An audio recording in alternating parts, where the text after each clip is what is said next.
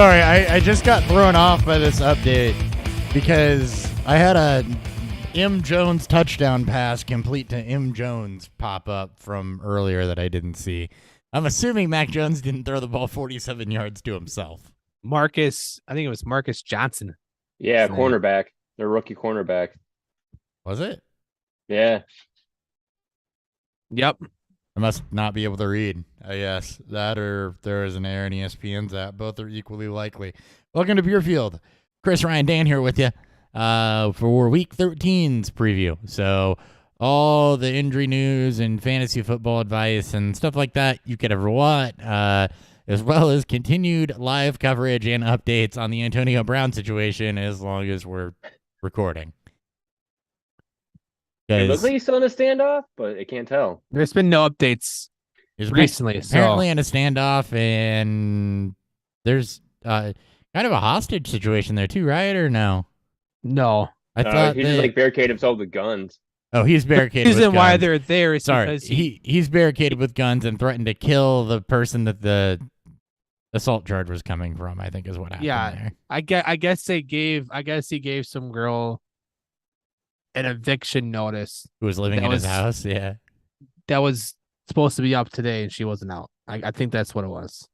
Yeah, unofficial eviction notice, but her license has his home listed as the residence, and I don't know. It's fucking way weird. He's barricaded in his house with doesn't end well for him. God knows what. Probably not. No. Probably not. Probably not. At Beerfield on Twitter, at Beerfield Hop, at Beerfield30, at Ryan Miner _FFB. Any pleasantries to share before we go ahead and brought to you by FF Faceoff Network. There you go. Brought to you by FF Faceoff.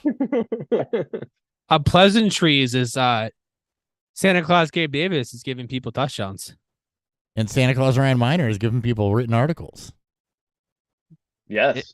It's a beautiful world we live in. It is a beautiful world we live in. It's a wonderful life we're living. You know what else is beautiful? What's fueling Beerfield?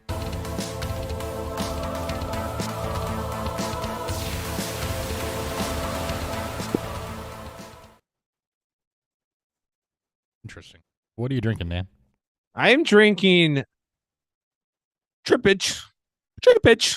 Is it Triptych or is it Triptych? I don't know what I know. I know what I know. I'm mocking people, not by mocking. I'm making jokes about customers who don't know how to pronounce it. I'm drinking Triptychs in celebration of self-indulgence.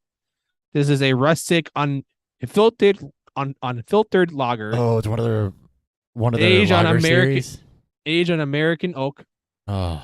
With Pure Lay and Middle Fruit hops. Pearl and Middle Fruit. Yep. Yeah. German. Yeah, I guess that. It's 6.4. 5.4%. 5.4%. Heirloom lager series? Or no? I don't see heirloom. I would it's in celebration of self, and that's all I see. I don't see anything about they usually have it in small heirloom somewhere if it is. Either way, Triptychs lagers are phenomenal. Like they're a good IPA company, but my God, are their lagers good. I need people to understand that they do everything well. They make better things than IPAs, and that comes to their classic style beers. It's true. Like their IPAs a lot of times are very good. Some are very hit or miss. Their classic styles are phenomenal. I'm not a huge fan of AJ Stout, but their classic styles are absolutely phenomenal. Especially the lagers they've been putting out this year. They've done a series of heirloom lagers throughout the summer, and they've been everyone. I've had a couple of them on here, and they've been fantastic. Every last one of them. So, if you're ever in the downstate Illinois area, tell us, and then we'll give you recommendations downstate and to the east. What to get you? Yeah. All right. Oh, all right. Ryan? I am drinking Wellesley Farms blended Canadian whiskey and Verner's. So I have a nice Canadian whiskey and ginger ale tonight. All right. And go ahead. I was just going to give people the rundown on what makes Canadian whiskey Canadian. Oh, go for it. Canadian whiskey has no rules. Like the way that it was described to me is just a giant thing of what the fuck. So like American bourbon, you can't do like flavor and color additives to, and there's some real strict things around the mash bill, and same thing with single malt scotch, and scotch has laws around it, and Japanese whiskeys even become defined. Canadian, it's whiskey. Whatever the We fuck don't know that- why it's whiskey, but it's whiskey. You can throw whatever the hell you want in it.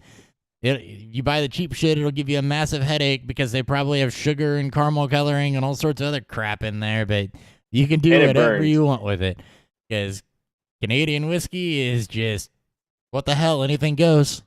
No loss. No No loss laws. with Canadian whiskey. There are none. No, None at all. just like there's no laws with me on this. I drink it with everything. But yeah, I picked it up at BJ's box store, a wholesale store. It's like a Costco and Sam's Club. I don't know if you guys got any of those over there yet. They're an East Coast store making their way west. Can What's it called? promise you BJ's. there are no BJ's anywhere near me. Yes, always there's at. no BJ's in this area at all. No, none. You can find none. You Fresh out. We got can't find Costco. it. We got Costco down here. We got Sam's, but no BJ's. You got some CJ's and some SJ's, but no BJ's. Some EJ's too. Yep. We got some EJ's. Well, the funny thing too is the bottle looks like a Canadian Royal in a way. Crown Royal. It's got the Oh, yeah, same. Crown Royal, Got the same color Yeah. scheme. right? That also is Crown that 80 Royal. proof? That looks like it would be a massive fucking headache. No, it's 40. It's 40%. Yeah, 80 proof. It's 80 What's- proof. Yeah, What is it, Ryan? it's a blended Canadian whiskey.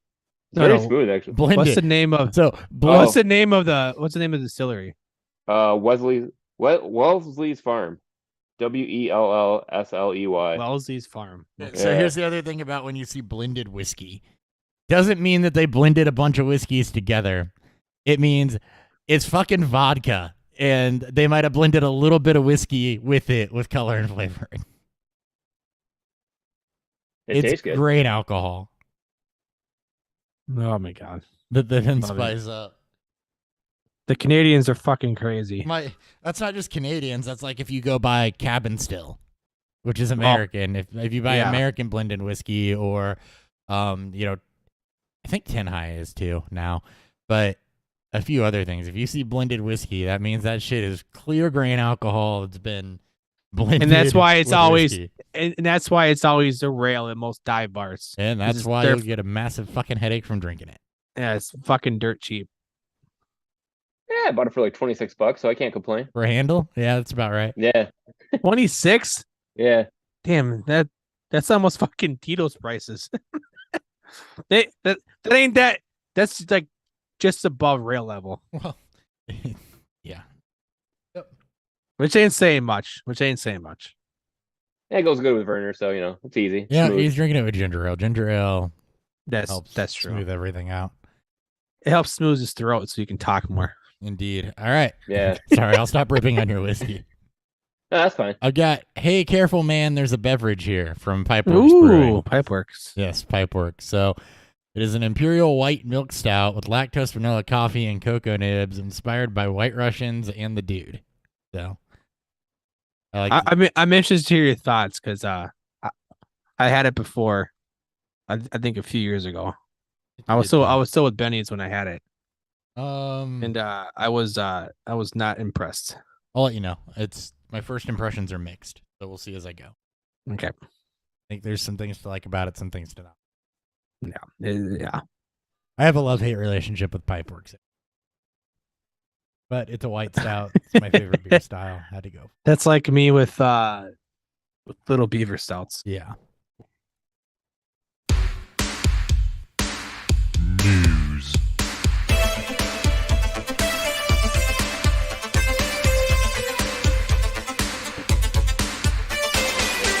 All right, we're going to go through the news. I lumped a lot of that together. We got a mini game, and then we'll get into the game previews. So, not practicing on Thursday. So take note of these guys. Have backup options available. Debo Samuel, hamstring. Jerry Jeudy still with the ankle. Mike Williams with the ankle. Jelani Woods has like two things wrong with him. Jerick McKinnon, Kadarius Toney. Jelani Woods is like half dying. Yeah. None of those Got guys. two things wrong with him. None of those guys are practicing. So have, with Love Debo, it. Judy Williams, you should already have backup options because you've been rolling with that. The other guys you probably haven't been starting anyway, so not a whole lot to plan for there. Get to some of the more major ones here in a minute. 49ers backfield. Elijah Mitchell is going to miss 6 to 8 weeks. Christian McCaffrey is dealing with the knee injury. Tevin Coleman should be, in my opinion, a little bit of a waiver ad. Doesn't mean run out and start him. It's speculative because one of two things is going to happen. Either CMC is going to go back to getting full workload, or Tevin Coleman's going to pick up a lot of what Mitchell just left on the table as they manage his load with his knee injury. What a heck of a trade that was now. I mean, giving all those picks away for Christian McCaffrey. Giving all those picks away for an RBBC. Yeah, it's like, come on. What were you thinking there? They don't think. They don't. They're like, oh, that guy does stuff. We need another Debo Samuel. What they'll do is they know that they're good enough to not have to ride him in the regular season, and they'll turn him loose in the playoffs. Man, I hope so. That'd be nice. Do something with him. Not the fantasy playoffs, just the NFL playoffs. Yeah, well, no, that's what I'm saying. Just in general, just like because it's not you're not seeing the CMC that we're all used to seeing in Carolina. Yeah, on the field. It's just well, like you said, RBBC. He's not. The Niners are built. We talked to Dan's mentioned it here. Niners are built not to feature anybody. So they just do, and they have a lot of talent, and they play to the sum of those parts. Yeah. Everyone is limited in practice. Like literally everybody, as I'm reading through the injury reports, like this guy's limited, this guy's limited, this guy's limited. You're late in the season, that's gonna happen. What you're watching for is late week, newly limited. Especially soft tissue stuff. Yeah, limited on Fridays when walkthroughs typically happen, and you're also looking for straight did not practices. DNPs aren't good, especially on Fridays. Notable on Thursdays. New injuries aren't good, but guys being limited this time of year, just expect it. Everyone's banged up. Being banged up, a lot of running backs banged up, so we're going to run through those, and we can talk all about of them. Some of these waiver pickups that happened this week. Travis Etienne left with a foot injury. Say he'll be fine. They say he was cleared to come back in, but they held him out. Practicing in a limited fashion. JaMycal Hasty spelled him. Michael Carter, still not practicing with an ankle injury. Zonovan Knight came in and played very, very well in James Robinson's absence. Isn't Michael Carter on IR now? Is I he? thought that's what I saw from didn't- last week.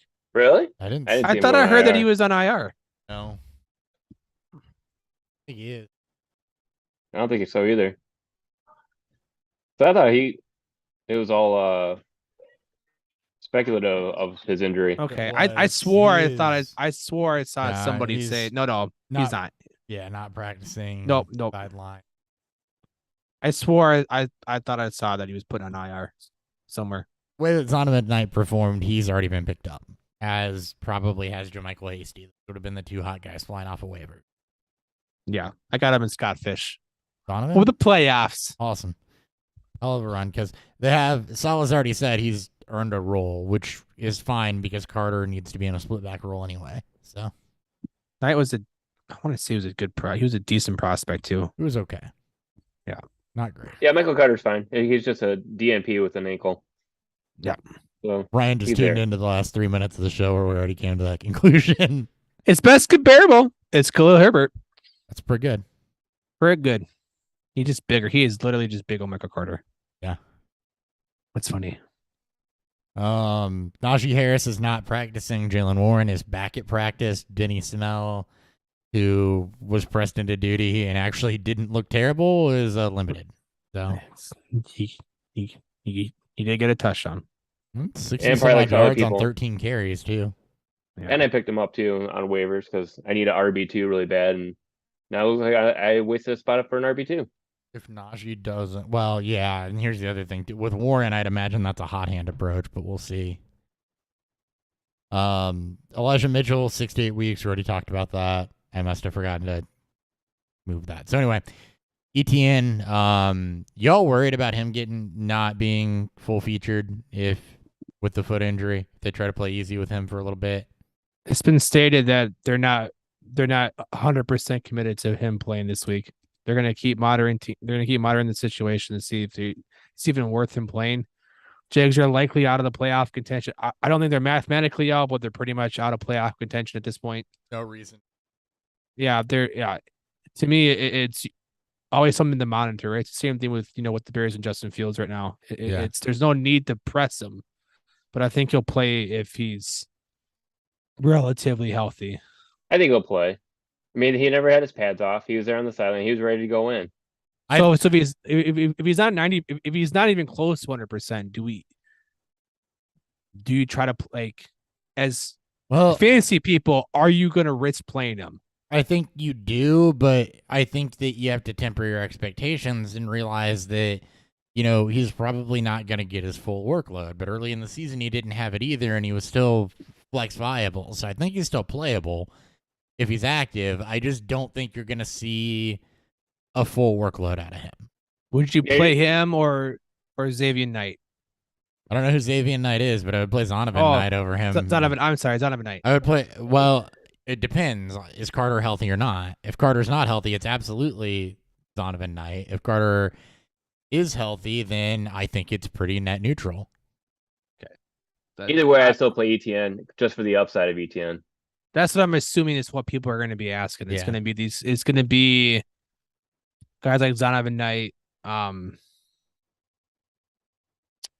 Just these. I see this Lions game being a shootout, which we'll talk more about it later. But I think if he's active, you're playing him. I mean, it should be lined up to be. It's also the highest game total of the week. Yeah, so it's gonna be back and forth. It's not sneaky at all. No. Line up to be it's the second highest game total. It's a very much a shootout of the week. Yeah, one of the biggest shootouts. Okay. To the Bears, Darnell Mooney is going to miss the rest of the season. So I guess that's good news for Cole Kmet and Chase Claypool. I don't really know. Eddie Jackson also out the rest of the season, so that secondary continues to be banged up. They're already down Brisker and Gordon, so they're down 3 of their 4 starting secondary pieces. Justin Fields, however, I believe did practice in full today. So yep, he's not on the injury report. So he's close to being back. It was a separated non-throwing shoulder, so I mean, it's pain management pretty much on that front. Throwing shoulder, I'd be pissed. Non-throwing shoulder, pain management. Yeah. It's I expect a lot of questions there too. Yeah, probably. Well, yeah, because defense are just gonna be looking to hit him right in that shoulder, try and knock him back out again. Well, and here's the other thing, right? Do you let him play like him, or do you try to keep him in the pocket more and protect him until it's field? Does he even know how to stay in the pocket, though? You can try. Yeah. As soon as he feels a bit of pressure, which it does happen a lot. He's also very young and he knows what he's good at. You may see him still try to take off. They can try to tell him to not run. Okay, well, tell his ass to slide then. Yeah. Motherfucker, you slide. And not like Joe Flacco slide. I mean, like you play actual baseball slide. Yeah. Kyle Pitts done for the year with a knee injury. Jalen, we'll just gloss over that, drop him and redraft. Yeah. Are you really losing anything? I mean, all I gave you was 3 points. So you just lose 3 points for a week. No, every week from here on out. You're losing the 3 points you would have gotten had you played him because you're always going to play him because he's Kyle Pitts and he has upside. Yeah. Right? And the tight ends with upside you have to play. There's no such thing as tight ends with upside. It's just play the tight end, Travis Kelce, and then there's everyone else. Speaking of tight ends with upside, Juwan Johnson not practicing right now. Dudlat. Late weekend. He had a goose egg last week. He had a goose egg last week. Too. Oh, yeah. Watch it be a Taysom Hill week again. Taysom Hill's the tight end 3, I think, is what I just saw. Oh, Trotman's ahead of him? No way. No, like tight end 3 in the season? Tight end 3 on the season, I think. Oh. No way. I gotta go look that up on Fantasy Pros because Pro Football Reference and sorting gets wonky. But when I did that sorting, he was... Maybe because he's had some pretty quiet weeks. Maybe yeah, that 140 point week really helped him. We had 3 touchdowns. Yeah, but Hawkinson's had one of those too. Yeah, hold on. Because I think it could have just been weird sorting the way that was going on, but we're gonna find Let's out. Let's see. And I think Kelsey has like what is like 100 points over second. He's he's tied in 3 he's in half tied in 3. in standard. Yeah. In half point, he is tied in 6, and in full point, he is tied in 12. Yeah. Yeah. So tied in 3 in standard. Well, that's insane. 3, 6, and 12. That's insane. But who plays in standard leagues? I mean, really, nobody. But no, still insane that counts as a tight end 1. Yeah, no matter what. It probably would be a Taysom Hill week. I mean, fuck, Cole Kmet's almost a tight end 1 after missing half the season. Oh, he was healthy. He just, yeah. Yep. Yeah, I got it. You're there. You're there. I'm there. He's there. Oh, Josh Allen fumble. Sweet. Cute. Sack fumble. Oof. Guys trending towards being back: Jalen Warren, Leonard Fournette, Joe Mixon, Romeo Doubs, and Jamar Chase, all trending towards return. So, not all bad. Some people getting healthy. Jalen Warren just in time for Najee Harris to miss. Leonard Fournette just in time to finish losing his job. Romeo Doubs just in time for Christian Watson to break out. So, beautiful. More things we need. It's uncertainty. Yep. All right, one more. Odell. Looking like he's going to sign within the next week or so. It was always rumored after Thanksgiving. Talks are heating up. He's visiting teams. Where do you think he's going? Well, he's at the Giants right now, right? He was. He was there earlier this week. He's visiting And he's Dallas. supposed to go to the Bills. He's visiting Dallas. Bills on Saturday too. Here's my thought. I don't care. Okay. I like if he signs with the team if he signs with the Giants, then maybe, but on Dallas, is he really going to surpass Lamb, Gallup, Schultz on that pecking order? Pollard plays a lot of slot, not a lot. Plays. He might surpass Gallup, yeah. But I mean, is he going to play as outside as much? I mean, it's like he is a late season. I mean, fucking Super Bowl ACL tear. And it's incredible that he made his comeback even at his age. Yeah, 8 months is about right. Yeah, Gallup did his late in the season too. Gallup's also 5 years younger than him. Sorry, 9 months. It's been 9 months. ACL recovery is typically 6 to 8, so he should be healthy.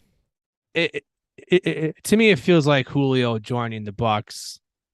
You know, Julio joined the Titans. It's just one of those scenes where it's like, I think the magic was from last year. Given the loss of Robert Woods, and there's literally nobody else behind him. It's, you know, it was Kupp, him, and an offense that was high powered. We know that Dallas can, you know, they can produce. I'm not that. I just don't really care. I think it'd be Buffalo. Same story. Like, is he better than? Is he better than Gabe Davis? John Brown's back in Buffalo. Did you fucking know that? John Brown was on the practice squad. John Brown got promoted to the practice squad from the practice squad. That's why Gabe Davis only has 1 catch and 5 targets. He took Jake Kumerow's spot. Jake Kumerow on IR. He's going to go to like Kansas City or some dumb shit. No, I mean, he won't. But No, Kansas City got Bryan Edwards now, so they're all good. I know. They also got Melvin Gordon. I didn't talk about that. The most obvious thing that they pick was an the hill running back that won't be a part of their rotation, and he'll be there just to be there. No, it's just a reason to get Ronald Jones back off the field now. But they won't cut him. Chargers should go dark horse for Odell. Chargers. That would surprise me as a dark horse team. Because they can't stay healthy. I mean, Minnesota would be a good fit. But hold your breath. I think he really wanted to go to Green Bay before Green Bay's collapsed. Green Bay collapsed, yeah. Yeah. Well, he would have had opportunity there. So now, I mean, let me go pull up the standings. But if the Rams is actually, you know, good too, it's just he's going to a team to chase the rain, which he got with the Rams last year. So yeah, but what else are you chasing at this point? Right, you go chase rings. Dolphins don't have room. It's legacy. Bills don't really have room for him. The Jets, I don't think could. Yeah, Patriots are the only team in the AFC East that would make any sense. I mean, the Ravens. AFC East. Just I'm remember sorry. I'm though, sorry. I think you said AFC. salary cap doesn't mean anything. They always adjust it no matter what. We know that's But They could Wentz got get- traded. We know that the salary Yeah. cap don't mean They shit. could go to Yeah, the well- Ravens, but he has to be okay with not being the guy. I mean, he'd You be the wouldn't- guy, but I was gonna say like, the offense isn't going to run through him, is what I mean. yeah, no, Because they're it should, but low volume. Chargers would make sense. They're in it still, but not a lock to make the playoffs. But they are in it. Ravens make sense. I mean, I mean, like even the Chiefs make sense, but they want to get Sky Moore more involved. But it just like if you're looking for a veteran, wide receiver who could be useful for your playoff run, Titans. like even the fucking Bucks, Titans, yeah. yeah, But it again, how does that translate to fantasy? Flip side, Bucks. Yeah, I just said yeah. Falcons ain't out of this thing yet. No, No. Well, what about the Eagles? Like That would be insane because they don't. so much speed. That would be I don't know how much. nuts. I don't know how much speed Odell has at this point. Compared to what he was, but I mean that'd be insane for Hurts. Niners could be fun. Hell, Oh, the please, the Niners to be a chef's kiss. Commanders are 7-5. Yeah, I do think it's the Giants. If I had to predict a team, it'd be the Giants. Giants are a playoff team, and there's literally nothing there for him to compete against. No, there's not. It's just a matter of does he want to go back, even though the regimes have all switched. Like Does he 3 wanna- times. Does he I want? feel like. Yeah. The other thing though is, does he want to go back to New York? Does he want to be in that market under that? I mean, I would. scrutiny? I mean, I think he was. Yeah. yeah. That's his kind of market. That's where he needs to be. You think they? I mean, you think? He likes a big market. Likes the big market, but the scrutiny in New York is a big market is a lot different than the scrutiny in Los Angeles is a big market. I don't think he Yeah. cares about the market more so than he cares about just winning. I And mean, if he's I got was him. I'd go like to he's got a Chargers. personality to survive any market, and he's obviously good enough to survive. I mean, like he played in L.A., which doesn't really care about football. They don't care about football. New York is the exact opposite. And if I remember right, there was some mental health stuff when he left New York to go to Cleveland. That was Well, part that of and the- it. Is he wanted to get yeah. away from New York, and that was part of why he went to the smaller market in Cleveland Well, that and and Landry. that and the Browns with Baker at that time was like Yeah, the team to to tether yourself to. So right. Which now they're not. Seattle, they're 6-5. They still got an outside shot at this thing as well. that would be that'd be fun. Yeah. So it'll be interesting to watch. Either way, speculative ad if you need wide receiver help is what that comes down to. And you have him in Dynasty, trade him when he signs Yes. because that value is going to undoubtedly rise. All right. I've got one player A versus player B for you for each position, and then we'll get into game preview. Okay. Okay? Okay. All right. Player A, I'm going to read off a stat line and just tell me what you'd prefer. Okay? And take a guess at who they are if you want to. Okay. Player A, 2,600. This is quarterbacks. 2,682 yards passing, 21 touchdowns, 9 picks, a 92.9 quarterback rating. Player B, That tells us nothing. Player B, 2,800 yards, so 2,682 versus 2,800. 19 touchdowns, 5 picks, 107.9 quarterback rating. So again, passing yards, edge to player B. Touchdowns, slight edge to player A. Interceptions, edge to player B. Quarterback rating, edge to player B. Rushing edge, range to player B. What are the rushing? Hold on. Yeah, I didn't write it down. Okay. Yeah, I mean, both seem fine. I'd be fine with either. Right. Based Yeah. on One what- will get the other. I mean, based on, the problem is QBR is such a misleading. It is. So here's your rushing. Player A is 17 rushes for 63 yards and no touchdowns. So not Okay, so he's not mobile. a runner.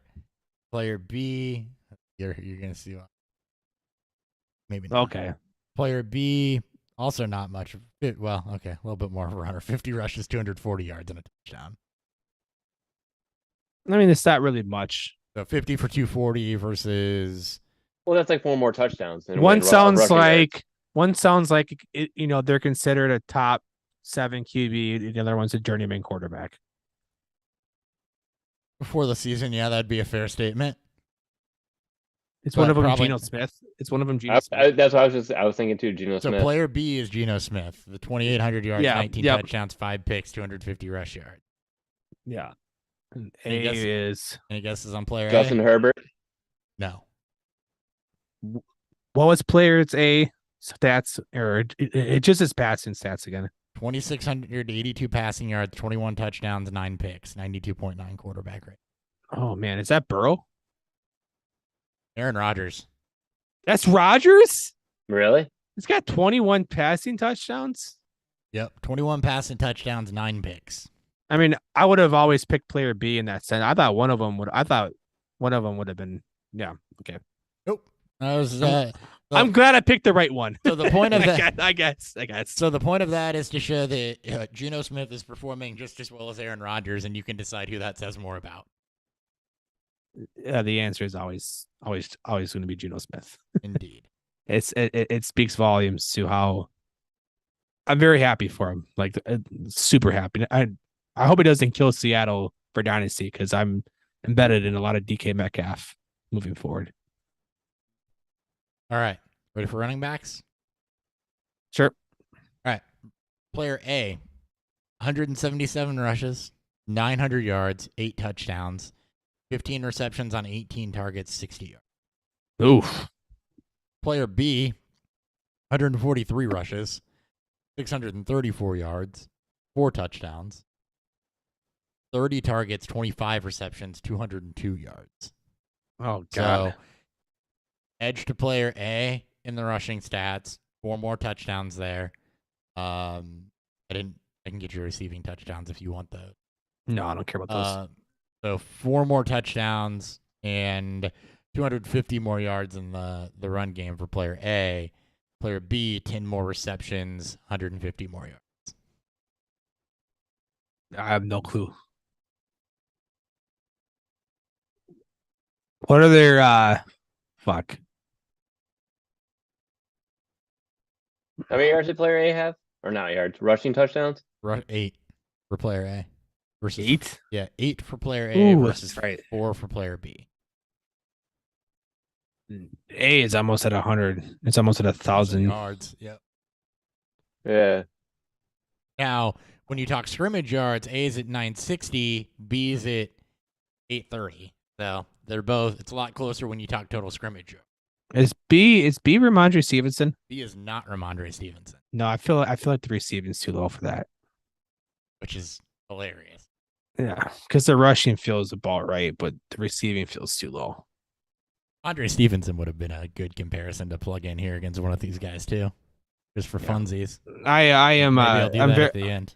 I'm very glad I'm Ron. I was a bit Ron at him, but because I've been able to get him for relatively cheap throughout Oh yeah, this run, because he will be replacing Damian Harris. I And then glued I'll it- sell him after next year. I glued on him early off season when I looked at the broken tackle stats and juke rate stats and yards after contact and everything, and saw how good of a runner he was with the pass catching.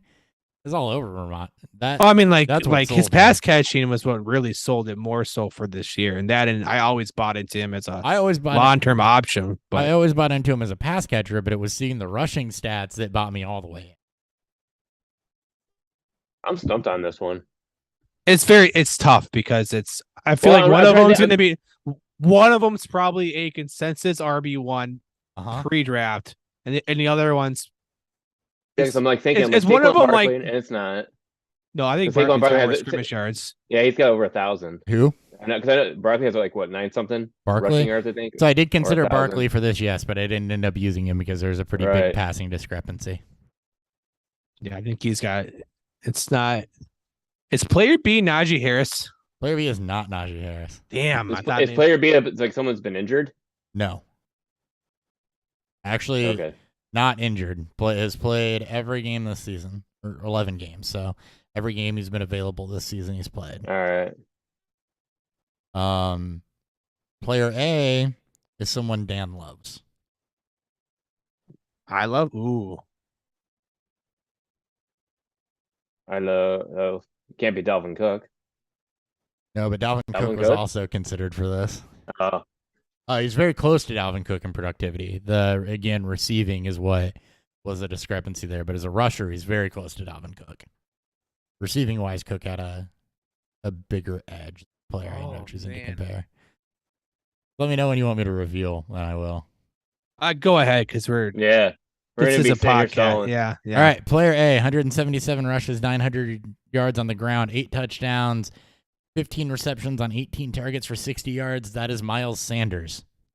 Ah, that's right. Who's Really? very quietly having a really good year. Yeah, he stopped being you used think as a I had pass RB2? catcher because he can't catch the football anymore, and he's on one of the most prolific offenses in football. He's getting the Alfred Morris corollary with Jalen Hurts Yep. running the RPOs. Player So B. player B's gotta be someone better than that. So someone because of what? Yeah, it's an RB1 probably from It pre-draft. was generally the consensus RB1. Christian McCaffrey? Christian No, McCaffrey. McCaffrey, yeah. Sorry, Wow. or not consensus one. Consensus top 2. It was McCaffrey. 143 rush, 634 yards, 4 touchdowns. Limited usage since he's gone to San Francisco and shit show in Carolina. So, yeah, McCaffrey and Miles Sanders were that close, and they were drafted Wow. 5 rounds apart in a lot of leagues. Yeah, I never would have thought Baker would have been the kryptonite to McCaffrey. Indeed. All right. Thank God. Wide receivers. Wide receivers.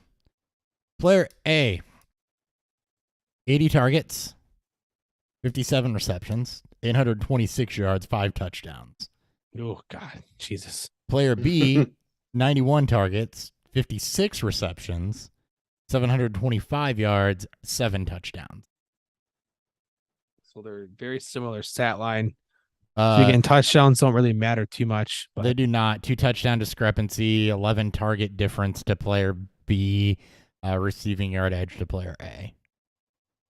Cortland Sutton? And again, one of these is a top 15 receiver. Pre-draft? No. Well, maybe he would have been. One would have been right on the fringe. The other guy was somebody that we all honed in on pretty heavily. Is a guy that we thought was going to do well. Is one of them Christian Kirk? One of them is Christian Kirk. Yeah, I knew it because y'all love him. Player B is Christian Kirk. It all comes back to Christian Kirk. Because God damn it, should have fucking listened. So Christian Kirk, which was a round 10 pick, Mm-hmm. top 15 Ish. Nah, ish. Okay. I don't think Sutton's produced that many yards. He has at not. So I'll give you a hint. He was top 15-ish, but considered a wide receiver 2 on his own team. Oh, okay. That should help. On his own team. Higgins? Higgins. You go, Dan. Yeah. Dan's good at these. There's very little receivers that are top 15 drafted on their number 2 on their own team. That's why I gave that hint. It might just be. I think Higgins might be the only one. I mean Waddle, but both Waddle and Hill are over 1,000 yards. Those at like 12, at like 1,200. Waddle and Hill, I think, is the only other one. I think before the season, normal year, people would have expected like Godwin and Evans, but with Godwin coming off the injury, and then that would have been another one that you could have zoned in on. There was probably a couple others, but Jefferson and Thielen. Jefferson and Thielen would have been one. Yeah, it'd have been close. Came close on. I think had Nuke not been suspended, you might have had some people that were close on him and Hollywood, although probably not. If Nuke wasn't suspended, I would have been really interested to see how far Hollywood Brown would have dropped, because I think that would have been a fun pairing to have. I think pre-draft, AJ Brown and Devontae Smith were close to that. There were 3 or 4 round difference, I think. Yeah, Cortland Sutton and Jerry Jeudy were probably close to that. Round difference, yeah. Yeah, so there were a few, but T. Higgins and Jamar Chase are the ones that have done it when they've been healthy. But yeah, Christian Kirk, living up to outperforming that, just like we thought he would. Yeah. All right, for tight ends, there's an obvious answer on which you would prefer, but this is definitely to illustrate something. It's good. Okay, go ahead. So player A, 79 targets versus 77 for player B. Okay. Both have 52 receptions. 601 yards for player A, 587 yards for player B, 5 touchdowns for player A, 4 touchdowns for player B. So what 2 tight ends are that close? Was one a top 5 pick, I and think one I- was One was a consensus top. Well, that'll give it away. Yes, No, one was no, a yeah, consensus top 5 top 12. Okay. I'll tight take end, top 12. and the other one was consensus top 12. Okay. What was the touchdowns again? 5-4. Hawkinson? Hawkinson is player B. Yeah, I don't say he's not player A. A would have been. It's not It would be Pitts. It's Andrews. not Pitts. It's Andrews. It's Andrews. Yeah. Hawkinson and Andrews. Because I knew it wasn't Goddard. Yeah, again, to illustrate a point, Goddard.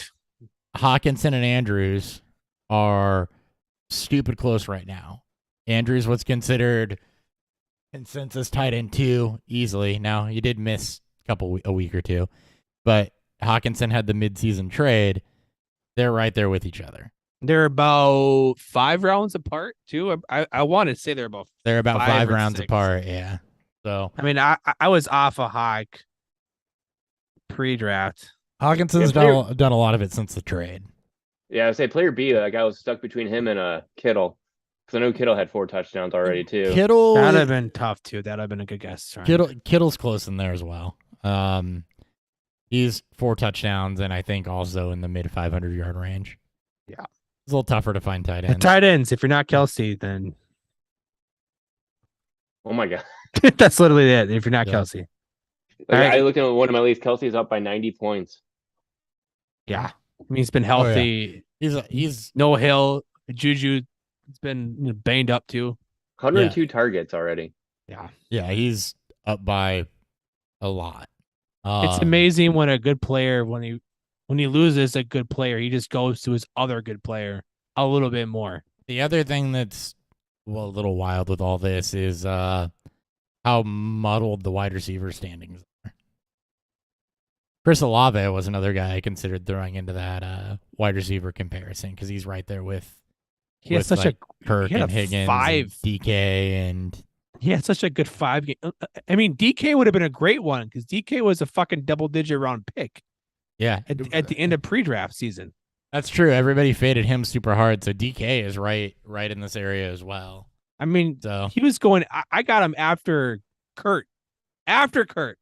Which true. means I'm dumb. I drafted Kurt before him, but either way.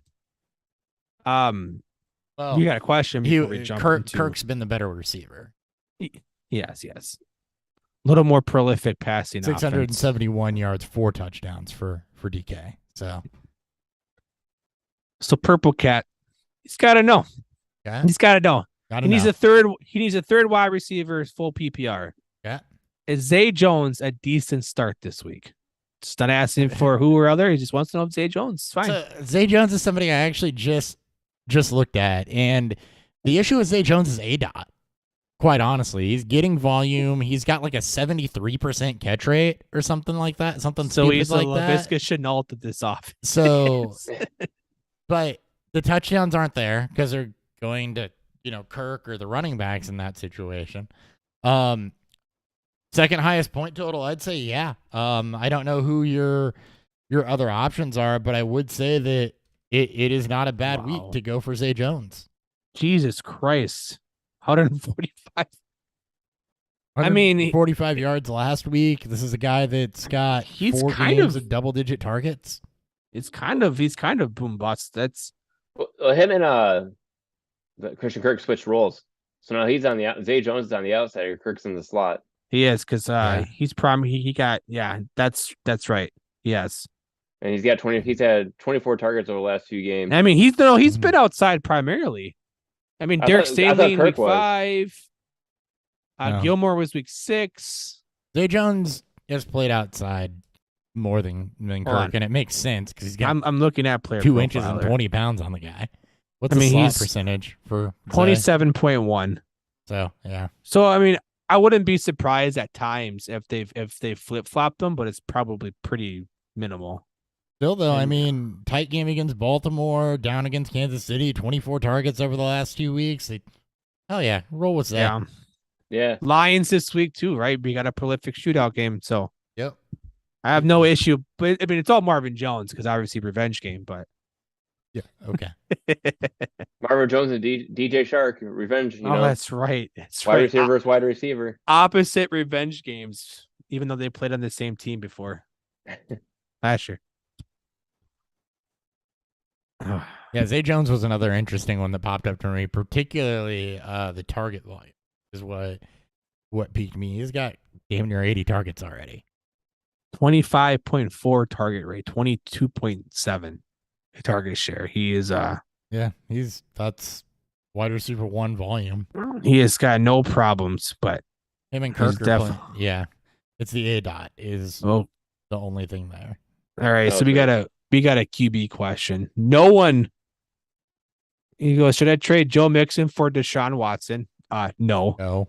Should I trade Lamar or he's asking if you should trade Mixon for Watson, Burrow, or Jackson? No. Lamar no, Jackson. No. What's on the waivers? Yeah, don't a single quarterback. I'm not moving a running back for a QB. And not And one damn sure not mixing for a QB. not one that's a middle to high end starter. No. Is Trevor Right. Lawrence out there? Positional of it, you're right. Is Jared Goff out there? Like positional availability, you can stream without giving up somebody that missed one game for a concussion and is the clear lead back on his team. You don't have to give that up to get a good quarterback. Lamar's been playing down. Hold on. Watson Hold has what? It's a 2 QB league. 2 QB league? I don't. Yes, all of them besides Watson. Because Yeah. you have to start 2 QB. 2 QB And- league, then yes, all of them. But Burrow, yes. Jackson, yes. Watson hasn't played a snap in 2 years. I'm not doing that. No. I Not will with say this, Mixon. no one, you are probably not going to get a trade for Jackson or Burrow with just Mixon. You're going to have to probably throw in another quarterback to replace theirs or to add in another flex worthy. I don't think, Unless somebody's trading from surplus at the quarterback position, which is the safest position to trade from surplus from. But I don't know how. With it being 2 QB league, there's just no. If you can get away with that for Jackson or Burrow, then yes, that's a great trade for you. Yes. I just don't think you'll be able to. Watson, though, I get the allure there, but at the same time, like, Wait till after this week. You might been a get it for year and a cheaper. half. Right. It's been a year and a half. Yeah, I'll buy side. All of last year plus 11 games since he's taken a snap of football. So, Yeah. new team, new offense. I have a feeling there might be some growing pains there. I don't even think he's been ruled a starter yet this week either. I thought he mean, was. I think that it's. I saw that there's no guarantee he's going to be the starter. Oh, I mean, Well, of there's no course reason for him not to be. people are going to because there- speculate that. But Yeah, Yeah. I mean, this was either way. Don't trade Mixon for Watson, not yet. but you can do it for Jackson. Hell yeah. For both Jackson and Burrow, I think yes, absolutely. If you can pull it off, I just don't. I think it's a little too.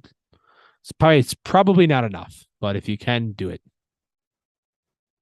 How we do in New England and Buffalo? 17-7, New England's got the ball.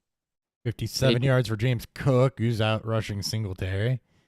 wah, wah. Diggs and Gabe Davis have the Buffalo touchdown. Still one reception for Gabe Davis. Isaiah McKenzie is your receiving yards leader and receptions leader. With 44. Gabe Davis 6 targets, 1 catch. But he's got the touchdown. God damn it! And Jacoby Myers, 1 reception for 9 yards. I'm going to need that turn around a little bit. He's been hurt. All right, we got this is rest of season question. Okay. It's from Eric. I like Swift. these. These are fun. Swift or James Cook? Full PPR. Oh, man, that's tough. It's probably still Swift because Yeah, you I'm can in look at middle one rhythm. game from James Cook and say it's now it. But Swift Well, just, especially this game right now. Swift just fell off the injury report, too. So that's tough, though. Swift is getting some goal line looks. You might have lost the early down roll. Well, probably did lose the early down roll. I don't know if she really had it either. But it's the PPR. Like he gets like 6 to 8 targets a game when he's fully healthy and out there. Yeah, it's still Swift. Yeah, It's Swift. It's Swift by a pretty large. Like, Yeah, I'm not. this is nice to see from Cook that I- he's the lead rusher and the lead target or the lead touch getter for the running backs. But yeah. I wanted to entertain it a little bit, but it's probably Swift based on schedule too, because of the division that he plays in. Yeah. So, it's still Swift. James Cook is someone to keep an eye on, but I mean he's been like that all year long. For James Cook, I think it's more of you're keeping an eye on him for next year, and you're keeping an eye on him for Dynasty. Yeah. Devin Singletary is a free agent after this or at the end of this year. So Right. So you're going to want to That's see why. if Cook flashes, and if the Bills don't do anything at running back in the offseason, as they really haven't, it's been mid-round draft picks, then, he's somebody we could be talking about in the offseason as a breakout candidate for next year. You might start to see flashes of it at the end of the season, but yeah, it's Swift. And Cook was the highest drafted running back during this McDermott era. So, I mean, they've spent, 3-day 2 picks, Cook being the highest in the second round. His size, it's a little question whether or not he can handle a full workload, but Buffalo doesn't really invest heavily into running backs. Mm-hmm. And Hines has got 2 targets, 1 catch. He's got -3 rushing yards on 2 attempts. Like Hines is not been a factor at all. Will likely be off the team next year. So this is a decent running back class, but as Hopper mentioned, Buffalo's not a team that's going to overcommit to the position that's the least valued on offense. Indeed. Especially in their offense. And then he also followed up, do you think Christian Kirk will bounce back?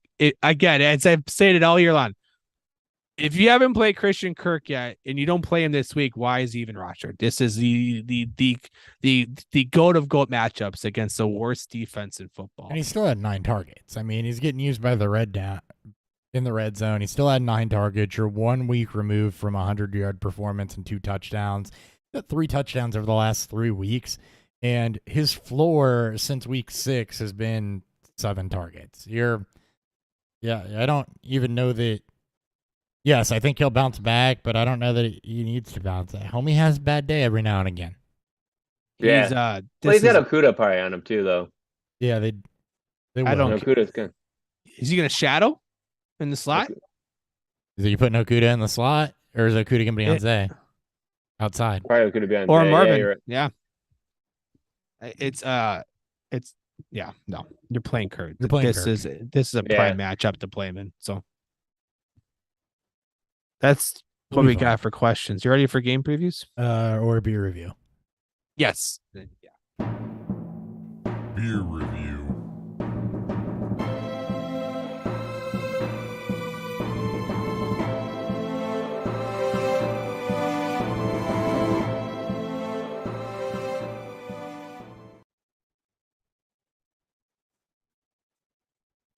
Ryan, go ahead and start. How's your blended Canadian whiskey? It's very good. I mean, I taste more ginger ale than anything, but like you said, blended Canadian whiskey, it's basically a mix of whatever. So it's like everything but the kitchen sink. It tastes smooth to me. I don't taste like the bitterness. I don't taste anything out of the ordinary. You taste a little bit of the oak barrel, which is fine. But mix it with a little bit of ginger ale. It's very nice on 29 degree night. A little warmer here. Not much. Not much at all for me up here. All right. An hour and a half. Hour and 15 from the edge of town. Either way. Yeah. All right. I'm drinking. Hey, careful, man. There's a beverage here from Pipeworks. Look, like a stout should, it gets better as it warms up. It is a bit on the sweet side. There's lactose in it. There's vanilla in it. So it is a sweet stout. You got to know that this is designed to replicate a White Russian, which has cream in it. It's a sweeter drink. They do a good job of replicating that. I was a little off-put at first by the coffee aroma because coffee can give a bit of green pepper. So I thought that I was going to get some astringency off of it, but especially as it warmed up, that never really happened. And the coffee actually does a good job of tempering the sweetness. Dan, I know what you mentioned, and I'm pretty sure I've had this one before, and the coffee was really strong in it. So I don't know if it's a a byproduct of maybe this one's sat longer than what I had before and it had a chance to taper off, or if it's a byproduct of just maybe they tweaked the recipe a little bit, because it had a familiar smell, which was heavy coffee and a bit of green pepper, which can be off-putting. But the more it warmed up, the more I drank it, it actually goes down pretty nice. It's sweet. It's good for a cold night. And I think they did a pretty good job of replicating the White Russian with some of that sweetness, the body, for it being a lighter beer. It's more of a brown ale than, color and consistency than a white stout. But, they captured that's the sweet, adjuncts. Yeah, they captured coffee. When you put coffee in it, it's going to do. Yeah. But they captured what they were trying to do well with the White Russian side of this. They captured a sweet stout and a lighter beer well. So good job to Pipeworks, and I do think this is better than the last time I had it a couple years back. It's been a few years since I've had it, so obviously, a lot of things can change. I mean, it's heavily adjunct, and sometimes you're gonna get. I don't know if you can see it on camera, but there's fucking floaties in there. There'll be. Oh, really? There'll be floaties in there. Yeah, stuff's gonna get missed during fermentation, or not fermentation. Well, when you're filtering it out and stuff. Yeah, you're trying to filter out a lot. Yeah. It's going to be in suspension, and you don't want to filter too much of this because you want it to have body, so you don't want to filter proteins out of it. Yeah, you're not trying to lose the base of it. Mac Jones interception. That's been reversed. Par for the course. Oh, just kidding. No. All right, I am again drinking Triptychs in celebration of Triptychs in celebration of self-indulgence. This is a rustic unfiltered lager aged on American oak with Purley and Mittelfrüh hops. I thought that's wrong. So very German hops, obviously. So based on aroma, you're gonna get the haziness because it's unfiltered, so it's not going through a filtration process. You're not getting the clearness of what you would get from a traditional lager or pilsner. It's got a nice toasted, earthy body to it. The hops bring it out with it. It's going to bring forth the earthiness. It's got no real bitterness to it, but the the toastedness from the malts that are used to the earthiness from the hops, it gives it a clean taste and real clean finish. A very, very, very solid lager. I don't get much of the American oak on this. I don't know what would be partake from that, being that it's aged on it, so it's not partaking too much from the barrel, but it's not bad. I don't know how long they aged it for, but not a bad beer. Good stuff, especially getting a lager onto American oak and not having it be over oaked is a good call. I don't think they aged it for very long. That's probably why. It's probably just it's doable though. I mean, a guy in my club was Stubborn German. They just did a Kentucky lager where they took a lager and put it in a bourbon barrel, and it came out pretty sweet. So for how long? It would have been 3 months, if not maybe a little longer. Yeah. So, I mean, you're not talking years, but 3 to 6 months is pretty standard for a lot of barrel aging. Yeah. I think, because dose is 6 months. I bet you this one was less than 3. Yeah, that could be. Maybe it was just, and it could have just been like, okay, you're in secondary, you're fermented over the top. You hit a point of maximum extraction, so. True. All right. Very true. Dan. Previews. Jets at the Vikings. Vikings 3-point favorites at home. 44.5 is the game total. This is a fun one because the Vikings can't seem to win by more than a touchdown. Obviously, that's been their motto since week 1. Either they get blown out or they win very, very closely. Jets have a great defense, offense. Found its leggings with Mike White. Found its leggings. Yeah, they found its leggings. They're all warm now, and their butts look good. look. Have you seen Mike White? Woo! What an ass. I still take the Vikings at home and -3. I'll take the the slightly less touchdown favorites here, and then I'll take the over. I believe that this Jets offense has found their footing with Elijah Moore bouncing back, with Garrett Wilson having a nice game, Tyler Conklin revenge game. Revenge game. Tyler Conklin. So this is shaping up to be not the worst of game script, or not the worst of game totals matchups. Also, have fun watching the Sauce Gardner and Justin Jefferson. It's gonna be fun. Sauce Gardner rated number 1 corner per PFF. I'm happy I'll probably be watching this with you. This game is going to be absolutely nuts. Great, fantastic matchup between Sauce and JJ. They're nuts. Fantasy wise, the Vikings are chalk. That's absent Thielen just because Jets have a tough defense. So 3 players. Yeah, 3 players. Kirk too. So 4. I don't know if I play Kirk. I don't know. I'm nervous playing Kirk this week. I benched him. Yeah, I benched him and I put in Watson instead right now.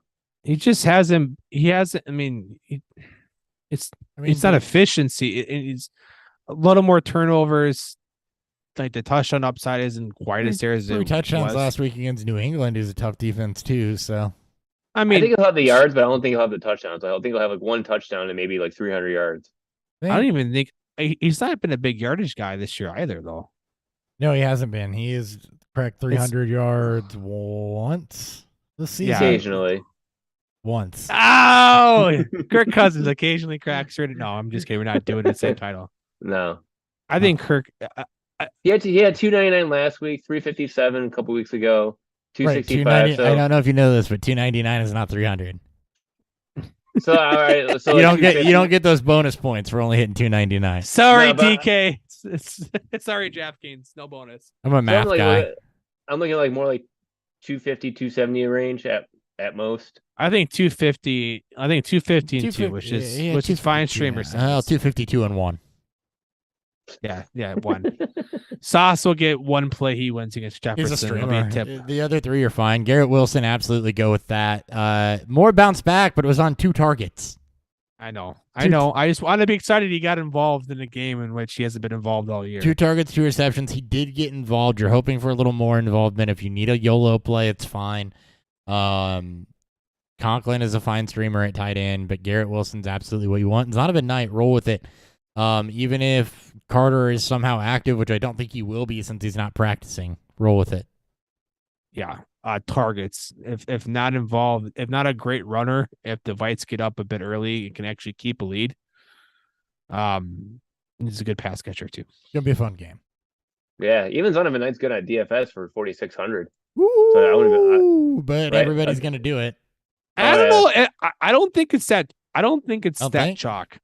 I need to hear the other prices at running back. Brian, please don't read them off yet. But no, that's probably a lot of no. I don't think he's going to be that chalk. I don't think he's a great cash game because he's not guaranteed the touches. He's not. He has nothing in the passing game.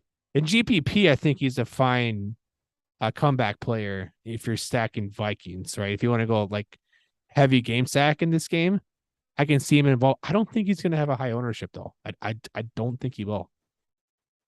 I like a lot of the Jets pass catchers here just because of the way how porous the Minnesota Vikings defense is. How's Garrett? Garrett Wilson's at 5,300. Davis is at 4,100. And Elijah Moore's at 3,700. Moore is a bit spicy, but Garrett Wilson with the JJ. Yeah. He went up quite a bit. You're paying up for JJ. That's why you can pay down for Garrett Wilson. Mike White's at 5,400. Oh man, Vikings got a good pass rush, but they've been a bit. But Tyler Conklin, revenge game, 3,100. Love it. Right. I mean, I don't want to see it happen, but that's because bias over here and all. Right. I'm just looking at cost base. I know. All right, let's go to my other favorite team. Ravens. Denver at Baltimore. Broncos at Baltimore. Broncos. Ravens are 8.5-point favorites at home. 8.5. 39.5 is the game total. This is a Vegas tells us the story is Denver can't score more than 18 points, and Baltimore will just score enough to offset that. I just that spread for Baltimore too high. An offense that is struggling to put up points, struggling to stay healthy against one of the best league defenses in football. Just take the under. Denver can't score. Baltimore's got a lot of youth, got a lot of speed on defense. Their defense is set up nicely against Baltimore's offense. So yeah, it is. Just take the under. The spread's way too much. If you need to bet the spread, you can lean Denver. 8.5's a lot of points, but just take the under. So, yeah, for Baltimore, they're giving up the fewest rushing yards to the quarterback, and that does not bode well for Lamar Jackson. I'm actually considering Geno over Lamar in at least one spot this week, just because of how Denver plays the rush. Yeah, they haven't played Hurts. They haven't played a true Konami code quarterback. They did play Tannehill, which is probably the closest thing to a rushing quarterback that they've had to face. Yikes. But, well, I mean, yikes, but even just, scramblers, right? Not everybody plays Konami code quarterbacks. But Well, I know. Yeah, when you're 32nd, I mean, they've given up. Did I just do that wrong? I think I did. Sorry, I can't do two things at once. Multitasking is physically impossible. Yeah, they've given up 125 rush yards to the quarterback. So, over the entire season. They will give up rushing touchdowns on occasion if you get down by the goal line. So, but yeah, actually, no, I was wrong. Reading the wrong column. One rush touchdown to the quarterback. One rushing touchdown, 125 yards all season. It's bad news for Lamar. Fade him. For the running back side of this, while they're not giving up a ton of points to the running back, they definitely, against bigger up-the-middle backs, have given up 100-yard games. Deonta Foreman just went for 113. Jacobs went for 109. Etienne, 156. Jacobs again, 144. So they are giving up some stuff. So that could make Gus Edwards a very interesting play this week, as he will be active. And then, Andrews, the only way the Ravens are going to compete in this one is if they can get Lamar throwing, and that's where Andrews is going to come in. Period. It's going to be tough. They got a tough secondary, but that's going to have to be the focal point of the offense, I think, for Baltimore to, I don't want to say have a prayer, but for there to be offensive output, because Denver can't score. So have a prayer isn't really the right way to put that. The Broncos side of this, the Ravens have been better against the pass. Courtland Sutton's the only healthy pass catcher that you can rely on. Latavius Murray has had the backfield mostly to himself. Mike Boone is looking to get healthy, but isn't necessarily healthy. Not that the Ravens are a leaky run defense either, but you're just had a bunch of running back injuries, and so you're fine with Murray as a running back 2 low end, probably. That's it. That's all I got. How do you feel about Gus Edwards this week? I already mentioned it. Oh, I just missed it then. You did. I like Gus. I think that Gus Edwards is. God dang, I suck. So to recap. Jesus Christ. Well, no, I'm trying to read the stuff ahead. It's so great. He's like, what do you think about Gus? So I just spent 5 minutes on I just Gus spent Edwards. 5 minutes on Gus. So to recap. I love you, Ryan. That was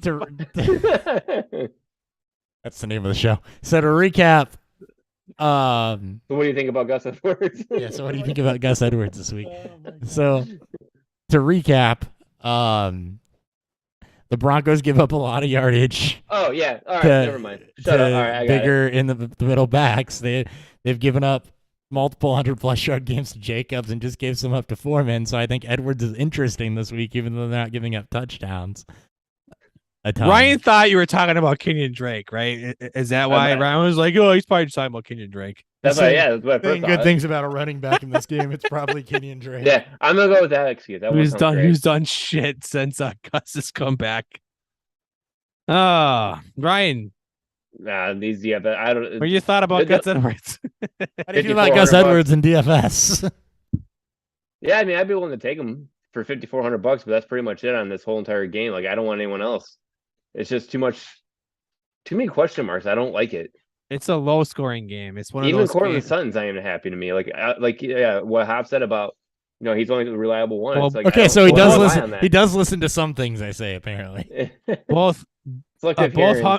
both Humphreys and Peters aren't practicing, so But I mean, like, one thing would that I be did better notice is if it's not who he has to match up against. Is that it's who is throwing him the football. It's what's been the problem. Well, I'd look- and even then, he's been, like blind squirrels find nuts, right? Even with bad quarterbacks, Eventually, there's one yeah. receiver that's at least a wide receiver 2 value, and that's where I like Sutton, especially if you're going to be without Peters and Humphreys. Yeah. has anyone never seen a blind squirrel before? Because I mean, do you know if he's blind? Yeah. Or they're blind? Like, do you know if they're blind? you Do don't. they have a walking cane? They do.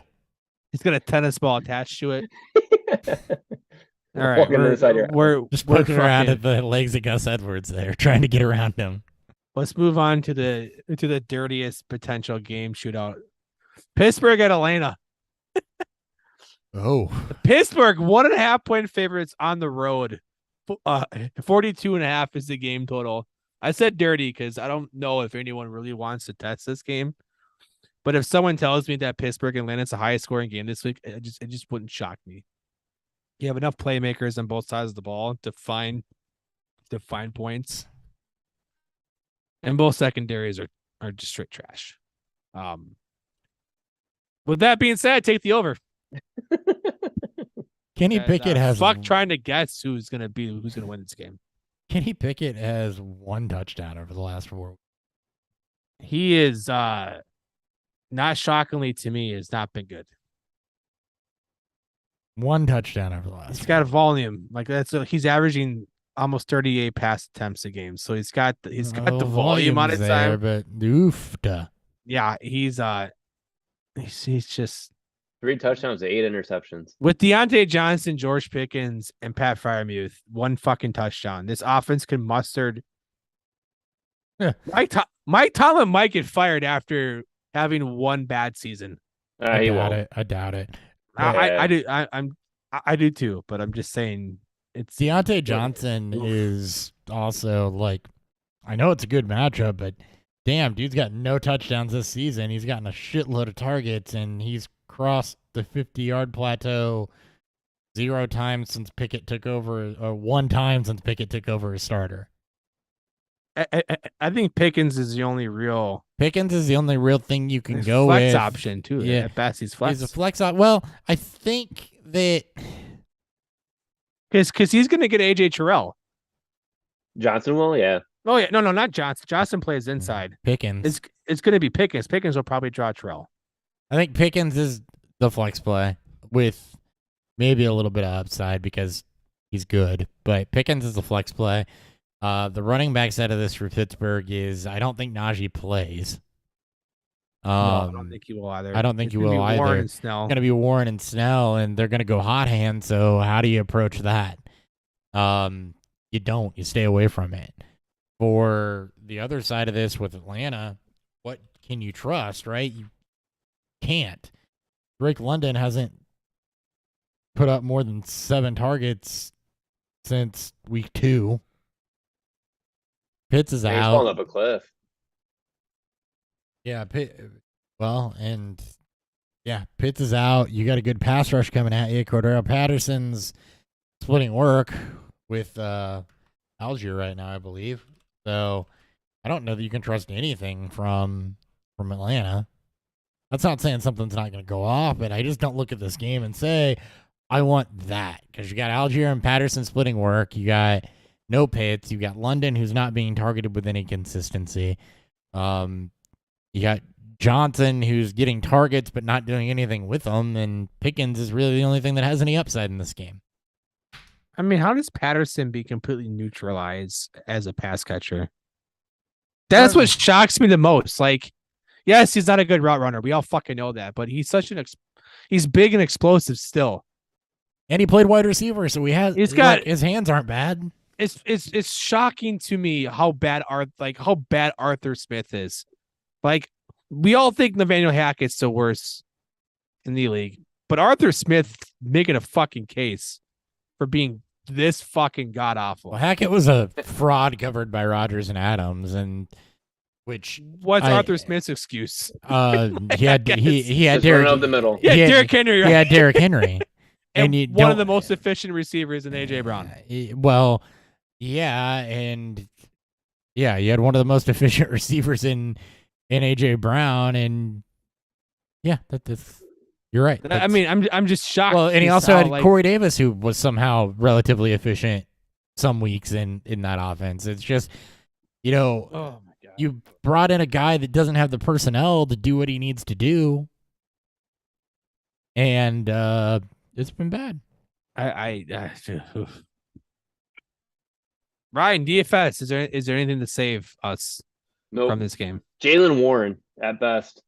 Because with Najee, with Najee Harris basically being, well, he didn't practice today, he was out, and Jalen Warren has no injury tag, and he was there at practice. He's been Yeah, he ruled was by what- doc. He's been cleared by medical staff out of practice, so he'll be He'll be back tomorrow. he's gonna play. All right, yeah. So this game's, that's a rough one. But I do like I still like George Pickens just because of cost of 5,100. But Deontay Johnson, like if we're thinking AJ Terrell's going to be on Pickens, Deontay Johnson only costs 5,200, which is $100 more. Yeah, but he still doesn't get. I mean, I think the only thing you play from this game is Firemuth. I don't even play Firemuth. I mean, you know, DFS wise, obviously, you know, withstanding, but for regular fantasy, Firemuth might be the best play. This game feels like a dirty shootout, though. It feels like one of those games where you come back and you're like, why is there 50 plus points in this game? Like, what the fuck happened? It's because Marcus Mariota like breaks like 150 rushing yards and scores like 3 rushing touchdowns. I mean, no. It's because Devin. All right, we're done with this game. All right, and we also got a question. Yeah. Devin's. I don't know. Yeats. I don't want to pronounce. Should I trade Devin Singletary for James Conner as my RB2? Yes. Yes. Yes. I don't care what the format is. The answer is if you can pull it off, and good luck after this game. Yes. Singletary 8 for 34, right? Not bad. Yeah, but they're gonna 2 wanna see targets, no Cook. catches. Yeah. So question about that: like, if you had someone sent you that trade before this game, and you accept it, and they go, "Oh, I meant to pull that." Nope. Too bad. Exactly. That's Nope. what I'd say too. That's your own fault. That's full on. I don't care if it's a friends league or not. You're fucked. Hey, Diggs is doing Diggs things now, though. Davis, 2 catches, 15 yards, 7 targets, 1 touchdown. One touchdown. 1 touchdown though. Diggs 6 for 82 and 1 though. I love Diggs. It was Marcus Jones, by the way, not Johnson. Marcus Jones. Jones. I'm sorry, guys. Marcus So, Johnson. that's why different player, different sport, different that- everything. That's why it was M Jones to M Jones, so I wasn't losing my Yes, mind. you were not using your mind. All right. Let's go on to the game that we've slightly talked about because of other players involved. Jacksonville at Detroit. Detroit Let's 1-point go. favorites at home. 51.5 is your game total. The second highest on the slate. Touchdown No. Devin Singletary. No, Was are it? you kidding? Are you kidding me? Really? No, I'm not. 9 for 35 and Oh 1. my god! He can find a 1-yard touch. You got the goal can line have it. touchdown run. Good for trade him. Use boom. There you go. He got a fucking touchdown. Move him for James Conner. Do it right now. Yeah. Just nullify Send Ryan. Literally send the offer right fucking now. Anyways, again, Jaguars at the Lions. Lions would play favorites 51.5. Game total second highest on the slate. Just have fun. Just bet the over. Have fun. Have fun. This game will either go 60 plus or under 40 because that's what these teams are. Either they're This the game's worst going offense in 60 football. plus, and it's gonna be awesome. it's gonna be even better than Seattle and Raiders from last week, which we also predicted as the highest game total of the week. Jaguars Lions easily the most fun and grossest over ever. Just hammered home. Do it. Yeah, Swift off the injury report, should be involved in the pass catching game. Jamal Williams getting goal line work. Both Lions backs, absolutely. Amon-Ra St. Brown, absolutely. DJ Chark revenge game. I do get a little skeptical around there, but with it being high scoring, sure, why the hell not? Jaguars side of this, Christian Kirk, 100%. We talked about Zay Jones earlier in the show. I think he's fine, flex with the upside, but he will probably end up with Okuda, so a little tougher there. ETN should play. Same thing with Swift. Should be involved in the receiving game. I think JaMychal Hasty probably has a role in this one. So you flex both backs. You start both wide receiver ones. You're fine with both wide receiver twos. That's what happens when you get high game totals. You just throw out what you can. Yep. Love those in DFS too. Every single one. And I even like Evan Ingram, even though he hasn't done jack shit. And He's cheap. He's gonna be a part of all of your Lions, Jaguars game stacks. yeah, he hasn't done anything since week 8. He's been 8 yards, 14 yards, and 4 yards. But all prior to that, he was above 40 yards. Rotate him in. Just rotate him in. Yeah, just like every other tight end, you throw him in $3,000. You can't go wrong on that play. But I like Hopper's call, especially Swift this week. I think it's going to be more of a Swift week than a Williams week, just because the way I feel like it's just going to be throw for the Lions, and that's going to be Swift on the receiving end of it. Jamal Williams will probably be the one that gets the goal line touchdown, though, if it does get anywhere near that goal line. Right. Titans at the Eagles. Eagles 4.5-point favorites at home. 44.5 is the game total. Tennessee riding their 8 streak cover ended last week against Cincy when they lost. Philly's been kind of bit up and down since the hot start to start the year. This could be one of the better games of the week for pure football. You have 2 of the better teams right now. Philly's struggling in their interior against arguably the best running back in football in Derrick Henry. Still taking Philly in this game. They signed a couple, 2 really good run stuffers. They up the middle, so. one really good, and one guy named Sue. Sue's fine. Either way, It just speaks to solidified at the volume. middle. They knew what they needed to do. Just speaks volumes to how good Jordan Davis was before he got put in IR. Also speaks volumes to how savvy Howie Roseman is. It pisses me off sometimes. It's so nuts. Just that team. He's finally formed the dream team without having to say it. Take the Eagles. Indeed, Titans have a tough cover. defense. do. So the Eagles just stay with your main 3. Yeah, not a whole lot more I can give you than that. Just stay with your main 3 on the Eagles. So that's going to be Ertz, Sanders, AJ Brown. Titans side of this, you haven't been able to trust anything other than Derrick Henry for most of the season. Traylon Burks should be fine. The Philly's not necessarily tough outside and in the secondary. So I think Burks will be okay. He's the best weapon that they have, not named Derrick Henry, and I think that Derrick Henry might, I hate to say it because I'm probably going to regret this, but I think Derrick Henry might, up the middle, potentially, I don't want to say struggle, but not be able to take control of this game like he tends to do. So they could need to involve Burks a little bit. So, Especially without Gardner Johnson, because he had a lacerated kidney. So Yeah. it'd just be Yep. Slay out there. yeah. So Burks could actually benefit. Is Slay going to be on Burks though? Well, he'll shadow, but do they put him on Burks or do they put him on Woods is the question. I mean, if they're dumb if they put him on Woods. No, I mean, though, Burks. Yeah. well, and that's just it. They might put him on Burks, but they can also get Burks involved in a number of different ways too. So it'll be interesting to see. He's the best option. I don't love it. Let's put it that way. I actually was able to grab Burks off waivers and which was weird. That is it. It's an 8-team league. No, it's a 10. Same difference. Just kidding. So, and he's got better days ahead with Jacksonville and the Chargers coming up. So, All right. DFS wise, it's like Nick. I just see Nick Westbrook Ikeen, and that's the one I can actually. we've been saying it wrong. Akine. Ikine. Yeah, Akine. Ikine. Oh, Still don't care. yeah. Still don't care. Yeah. I mean, I care that Good we've been for him. pronouncing his last name wrong. I apologize for that. That's Yes. a cultural thing. I do care about that. I don't care about the fantasy player. Nick Well, if you Akine, think- Nick Westbrook Akine. If you No, think the okay. Titans defense is actually worth something, they're $2,200 on DFS. So good luck with that one. So especially not when so it's in much. Philadelphia. Not so much from a scoring perspective. I think they're worth something as far as you have to be wary of them from, how the Eagles are going to perform. But I don't think that they're going to cause problems in the sack or the interception department. My thoughts.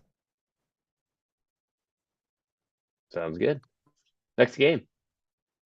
What are your thoughts on Gus Edwards in this one? We talked about him a couple games ago. Remember? It's No, like but 17 minutes ago. this game, how's Gus Edwards going to He's gonna be a good fan. He'll probably Titan- be the Titans versus 52-yard Eagles. line. He'll be the 52-yard line hanging out. the 52? Browns at the Texans. Fuck this game. Browns are 7-point favorites. 46.5 is the game total. Bet Houston money line. Just do it. Don't put a lot on it. Don't bet this game. Actually, I would bet Houston to cover +7 to be smart. And probably take the under. As we still don't know. It's not been confirmed that Watson's the starter. I would assume he'll start. Everyone's assuming he will. I think everyone assumes that. I think even Vegas assumes that's why that's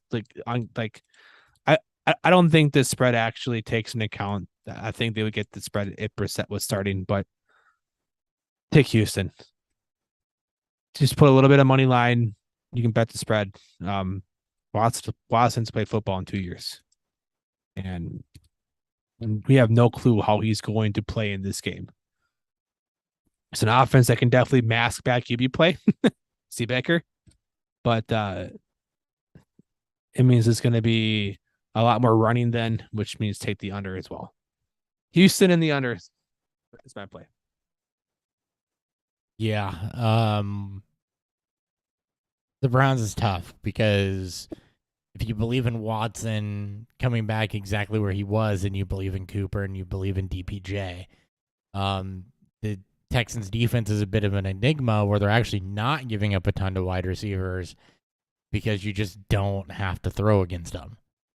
We see that a lot of times with, really bad just teams where you can get out ahead and you don't have to throw, so you just don't. That makes this a Nick Chubb game, in my opinion. I don't see Houston being able to keep up. I do think the Browns will score. I think Cooper's probably your best bet in the wide receiver department, although DPJ could give you some floor.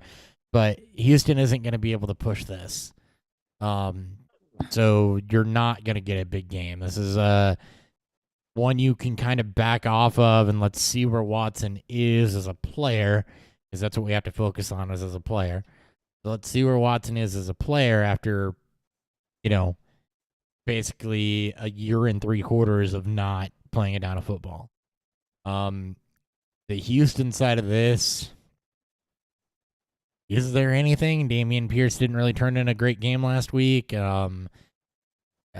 I think you're fading everything from Houston. I think they somehow got worse by going to Kyle Allen instead of Davis Mills.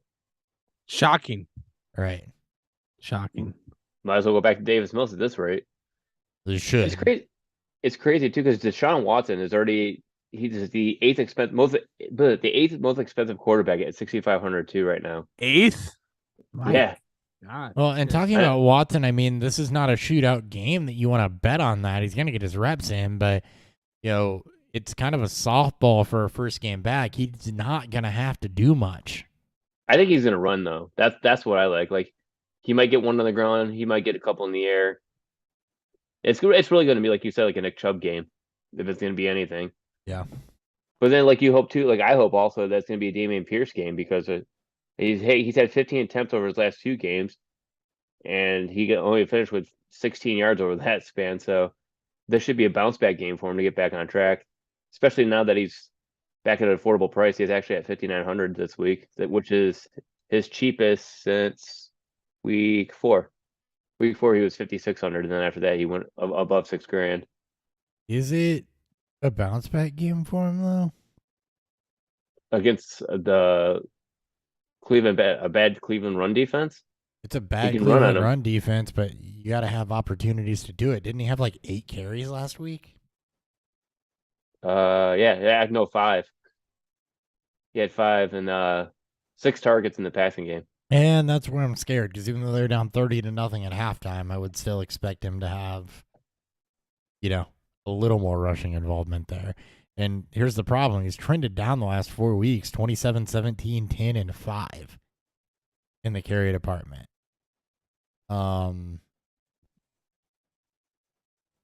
Yeah, it's going the wrong way, but it should go back the other way. Well, it can't go much lower. I'll give you that. I mean, he had a whole 15 total yards last week, so it's hard to get a lot lower than that. But Yeah, I don't know that you're going back to week 9 productivity against Philly either, and it doesn't get easier for him against Cleveland, Dallas, Kansas City. If that's how the game script's going to go when they're down by a lot, it's not going to be pretty for Dameon Pierce going forward. they have nothing else. I mean, they don't have a quarterback, so they can't throw the ball. He's not getting involved in the passing game anyways. 6 no, targets. Fallon sucks. Yeah, but what, like 5 yards on? Was it? He had 8 8 yards.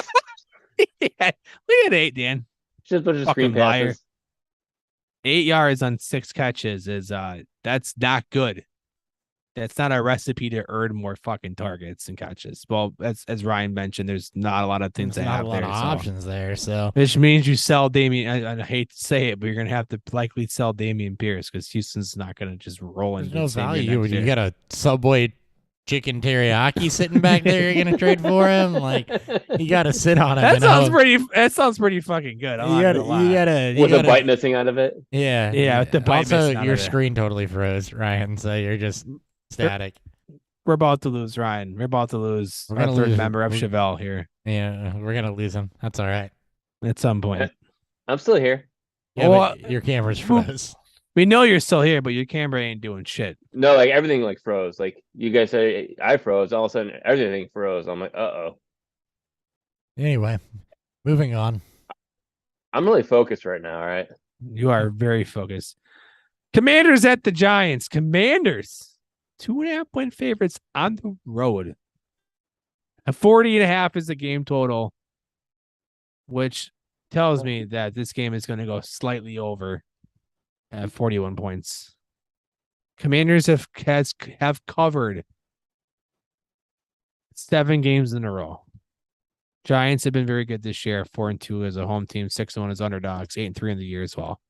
You have 2 very good teams against the spread. Give me the Giants at home. Then give me the over. Sauce. Sauce. Saucin. Saucin. Okay. Well, why? Why? Oh my god, you guys are so weird. Fantasy implications. What are we We doing? like to party. Commanders, Giants. Antonio Gibson's missing some late round work, some late week stuff with a foot injury, so keep an eye on that. He doesn't go. You're absolutely on Brian Robinson. Terry McLaurin's missing touchdowns. He's been really, really good in the volume department, so you can absolutely go that route for the Commanders. Steer clear of much else. Giants have a good defense. Giants side of this, it's Barkley. It's been Barkley. It hasn't been anything else. It's not going to be anything else. Done. No Daniel DFS. Bellinger. Nah, I think he's supposed to come back. he is slated to come back this week. So maybe you'll be a tight end 13. You'll be a At tight end 13. 3,200. Okay, I was Ryan's like in. Brian Robinson this week. How's Brian Chris behind me Robinson. now? Oh, like Chris trying to hang out behind me. It looks like in his screen. He's trying to lay his Brian head on Robinson. your shoulder. You guys are so cute. Yeah, Jesus Christ. we're moving the next step of our relationship. Yeah, you guys are. I'm going to be replaced soon. No, you can't be replaced. But of course, like, DFS. whenever we start doubting, all right. So whenever we start doubting him, we play him because that's when he performs. And then when he performs, we're excited for it because he's always super cheap. Brian Robinson at $5,300 this I week. thought you were talking I about Gabe love it. Davis. This actually really froze it as a great shot up your nose, by the way. Good thing I shave it. Jesus Christ. Brian Robinson, Ryan likes. 126 attempts already this year. So They like to give him the football. All right. Moving on. Packers, last noon game too, by the way. Packers at the Bears. Packers, 3-point favorites on the road. 44.5 is the game total. I'm just going to take Green Bay because Rodgers owns Green Bay. Or owns Green Bay. He probably owns Green Bay too. He owns Chicago, apparently. He feels is probably likely to play. Not on the injury report tonight. But I will take I will probably not bet this game, but if you really want to bet this game, take Green Bay into points. No updates on the Antonio Brown situation, by the way. Okay. Still nothing. This is the worst standoff ever. Or the best. I'm not really sure how that goes. The best, worst one you've ever seen. Whatever you prefer. Told you. There he goes. I told you he'd be gone soon. Antonio Brown. Oh, this is November 22nd. Never mind. The Photoshop new Giselle pic. Sorry. I had to search Antonio Brown. That was scary. Oof. What am I Good talking luck. about? Or are you talking? What are we doing? Packers. You're on Packers Bears for fantasy. Oh, yeah. I forgot about them. David Montgomery, good. Bears ran all over the Packers. Justin Fields, good. Bears ran all over the Packers. He's healthy. Claypool's going to be an interesting one. I think it's more of a watch unless you need the YOLO start, but without Darnell Mooney, they don't have a lot else in the pass-catching game. And Kmet's always bound for a touchdown when Fields plays. Packers, Romeo Dobbs is back. That's going to throw a little bit of ice water on Christian Watson, although that's also going to be something very, very interesting to watch. I don't know that you can trust much more than Aaron Jones. Aaron Rodgers is a fine stream this week. Yes, he is a streamer, but the Bears are down a boatload in their secondary. They have no pass rush, no teeth on defense. This should be just a Packers get to have their way type of situation. Interested to see how Dobbs, Watson, Lazard all pan out. I think that you can make a case to YOLO start all three of them, but not as anything more than a wide receiver 3-4 type flex play for any of them with some touchdown upside. Because I do think that it's going to be a spread the ball out type of game. More Aaron Jones than anything on the Packers side. Bears side, it's just Fields, Herbert. You can YOLO Claypool and Kmet's a tight end with upside. Ryan's not back, so we'll just move on from BFS because I have nothing pulled up and I don't want to pull anything up. I don't either. I've got food waiting for me. Let's just keep going. Seahawks at the Rams. Seahawks are 7.5. When the NFL wrote this up, do you ever think that Seattle would be not only favorites on the road, but over a touchdown favorites on the road? No, I do not. That's fucking insane. 40.5 is the game total. Rams are completely banged up, missing key pieces across the board on offense. Seattle is just kind of rolling. They just kind of find their groove. I like Seattle to keep moving on in this game. I cover wise might be a bit tough at 7.5 points. They're not known to blow teams out of the water. Mm-hmm. So if you want to go the Rams route and take that chance, I would just bet the over here. Seattle's defense is pretty bad, so you might find some late game scores here, but more often than not, just move away. Just don't bet this game. Yeah, the Rams side of this is almost a don't do anything, honestly.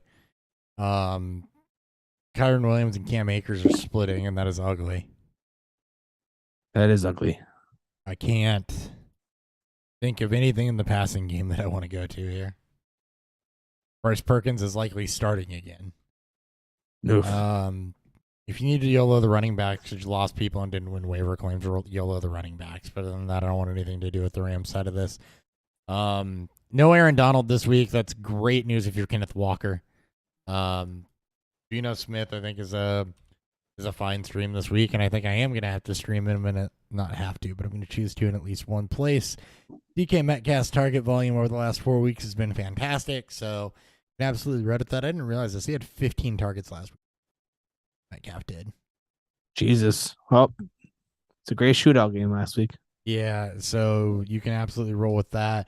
Lockett's got touchdowns in 3 straight weeks, so I think you can roll with both Seattle receivers along with the back. Yep. Given how things have been trending. Not a ton of yardage for Lockett, but actually 4 touchdowns in 4 straight weeks for him. Wow. Lockett's on fire. Love it. Ryan, Do you say anything DFS. about Van Jefferson at all? Because I just once I got back on, you're already on the Ram side of No, I things. didn't say anything about Van Jefferson. Because he's the wide receiver 1 right now for that team. Yeah, great. 6 targets, 3 receptions, 29 yards. Out of the 84 yards that Bryce Perkins had. No, thank you. Give me Well, then how many yards is he going to throw after? I mean, at least lied. it's a better 100 matchup. yards. Yeah, no. I ain't starting anyone in any of this game. Not even Tyler Higbee. Sounded like Dan wanted to disagree for a minute. No. There's something starting this game. All right. Let's go on to the best revenge game of the week. Dolphins at the 49ers. I love this game. Mostert's talking so much shit. This is going to be fun. Mike McDaniels all the way. Niners are 3.5-point favorites at home. I have so much respect for McDaniel. Dude is a total dude, especially at I the know. Tua shit that broke this week. Like, Nothing but love. I'd love to have a beer with that guy. Right? I feel like that guy would I feel like he would talk your head off about football, then immediately switch to like D&D and Pokemon. And just it'd be like my And greatest is that a conversation bad ever. thing? Yeah. No. that's- My greatest conversation, it'd be like heaven. It'd be like, all right, look, why don't you break down everything this year for football, and then let's talk about. I hate Stephen Ross, and I want to root for Miami because of Tua and because of Mike McDaniel. 46.5 is the game total. This is a game you just want to sit back and enjoy. I like Miami in this game. They haven't lost a game in which Tua has actually finished the game, started and finished. And that continues. Weird. It's like they're coaching to his strengths. Yeah, it's almost like McDaniels has unlocked his quarterback and they found the perfect match. It's Brian It's a match made in Dabble. heaven. It's Brian Dabble with Josh Allen. It's Greg Roman with Jackson 3 years ago. It's they found that matchup for them, and I think it continues to move on. I like the over as both offenses I think can equally keep up with each other. This is very much a just hang out and enjoy it type of game. I mean, the Dolphins are going to pull shock. Watch Mostert's status with the knee injury. It's not a great defensive matchup, but Mostert and Wilson, I think, are extra motivated in this one, so it's going to be a lot of fun. Hill, Waddle, Tua, absolutely. Niners side. McCaffrey, I think he's going to have the backfield mostly to himself. I want to see it from Coleman, so just lean McCaffrey in this one. Debo not practicing late week is a little scary, so most of that's going to go to Ayuk. Dolphins don't exactly have a pronounced pass rush, so you got some Kittle love here too from me. So it says Debo's been limited or didn't practice today with a quadricep, so it wasn't hamstring. So at least that's one bonus. Well, good. Oh. It's the other side of the same part of the leg. The backside. But it's different. No, damn it's it. the front side. The hamstring's in the back, the quad's in the front. Oh yeah. Anatomy. God, I'm loving it. Ryan's my favorite person this week. Anatomy class of Hopper. I like Jimmy Garoppolo this week though, 5,700. Like this because I just feel like this game's just gonna be back and forth. Can I just tell you that I know everything I know about quadriceps and hamstrings from watching the WWE in the 90s and early 2000s, and when Triple H tore his quad, that's why I know where the quadricep is. I never watched wrestling at all. Is it Triple H's quad tear? Really? You actually saw it happen too? Yeah, you saw it roll up. Yeah, it was. Oh. That's pretty gross. Twice. Twice. Whoa. Vince McMahon tore both of his quads sliding into the ring at the Royal Rumble one year, too. You didn't see those because he was wearing suit pants. You just saw him sit down and not be able to leave. Had to be dragged out on a stretcher. He had to be helped out, yeah. Can we see Yeah. Mike Gesicki do the gritty at 3,300? We very well could see Mike Gesicki do the gritty in this. No, one. Yeah. no, Yeah. no, no, no, no, no, no. Chargers at the Raiders.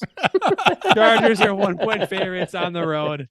50.5 is the game total. Like Let's see some fireworks. Dan's getting an idea of what Nick felt like a Yeah, lot of the yeah. times this week. No, with no. the way no. Ryan and I are going right now. Just take the over in Chargers Raiders. Ryan, you're way more fun when you're drinking Canadian whiskey. Do that every week. My hammy's starting to hurt a little bit. Where's that at? The backside. There you go. The backside. We're on the backside, Ryan. There's a lot of backside The backside of the quadricep. of that ass. Oh, All right, Chargers Raiders. Bet the over. Got And- everything. And the Chargers. Chargers in the over. Palmer, Allen, Eckler, Herbert, Adams, Carr, Jacobs. Next. Chalk. yep, samesies. I was especially gonna say Carr. Jeez. 5600 this week. Jeez. You said same season. I thought, yeah. You're gonna game sack that game. It's gonna be a lot of fun. Yeah, you are, and Derek Carr's fine too. By the way, 295 last week. Just missed it. Josh Palmer too this week. 5600. My God, he had a lot of points though. 295, 3-2. Just missed it. Yeah, see, Just a little bit outside. Occasionally hits 300. You missed by 6 yards. 5 yards. 295 is 5. Wait, no, 12 yards. Sorry. No, 5. 5. Jesus 6. Christ! How'd you gain more yards? It's I 5 did, yards. I 6, did 12. math. Well, I did math from when he Oh threw my God. 307 the week before. 295 plus 12 is 300. What is math? Between All right. Tammy's and No. Matt. 295 plus 12 is 307, which is where I was, which is what he had the week before. I was subtracting or adding or something. Also, the difference between 5 and 6 is if you consider over 300 or at 300.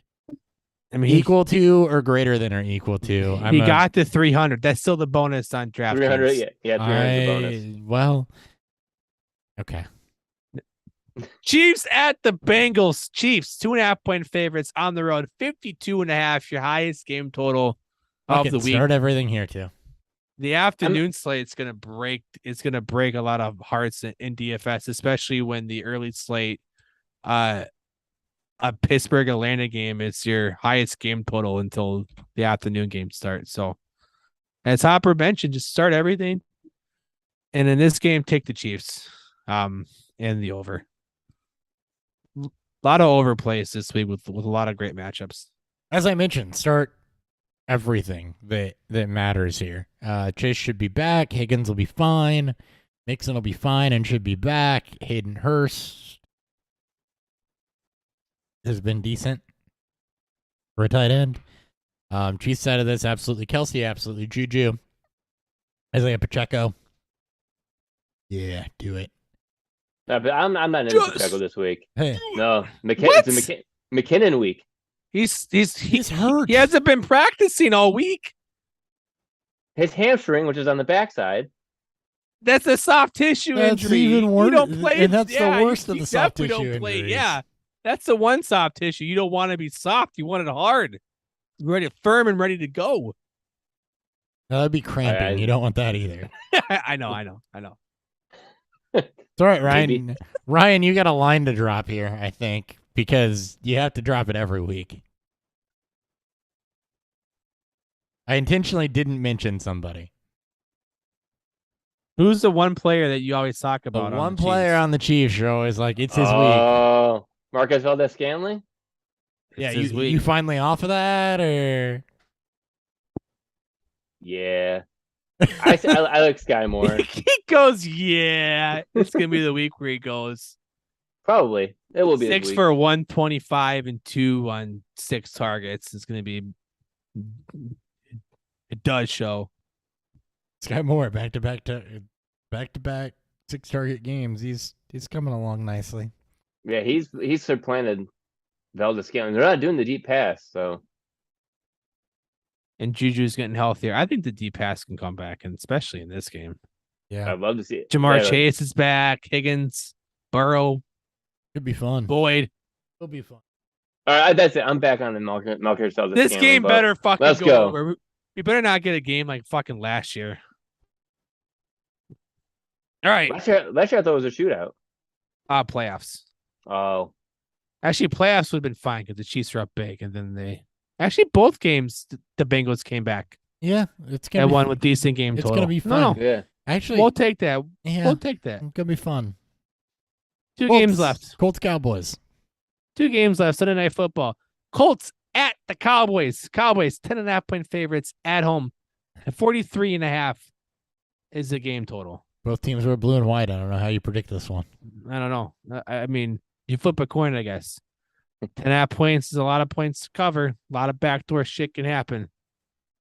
The Colts offense really hasn't been right for a while. I'm still taking Dallas and the points at home. One of the better teams on paper. Colts offense has not been right for a while. Michael Pittman's actually been. There's a problem with that. And Taylor getting a little healthier every Is week. Pittman in the slot more often than not. It shouldn't be. Pierce Campbell should be playing more in the slot with So Pierce. I think Paris with Campbell's Pierce. Yeah. I mean, Here's I'll look this the up. problem I'll is bet that it. Campbell's target volume's been trending down, but thing is that Diggs isn't going to slide into the slot. He's likely going to be on Pittman. He'll be so- on Pittman. 15.8% slot rate for Pittman, so primarily outside. So, I mean, yeah, it's probably, especially with no Woods, I think it can probably be Campbell again this week. I understand why you would be turned off from that, though, given the last couple weeks of performance when, you called for that, especially last week. Last week should have been a relatively decent game against Pittsburgh, and it did not end up that way. Jelani Woods got most of the work. So, but especially if Woods doesn't play, I'd expect Campbell to slide back into a decent role this week.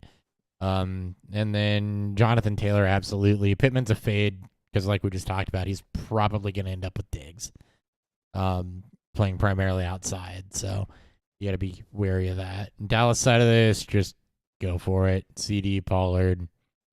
Colts are good on defense, but Dallas is decent on offense, and they spread it around.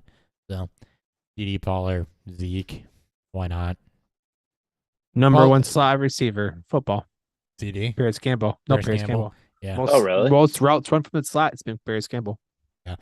Paris Campbell's your play of the game in this one, but I know I called that last week. It didn't pan out. Process was right. Nobody saw Jelani Woods going for 8 targets and 98 yards.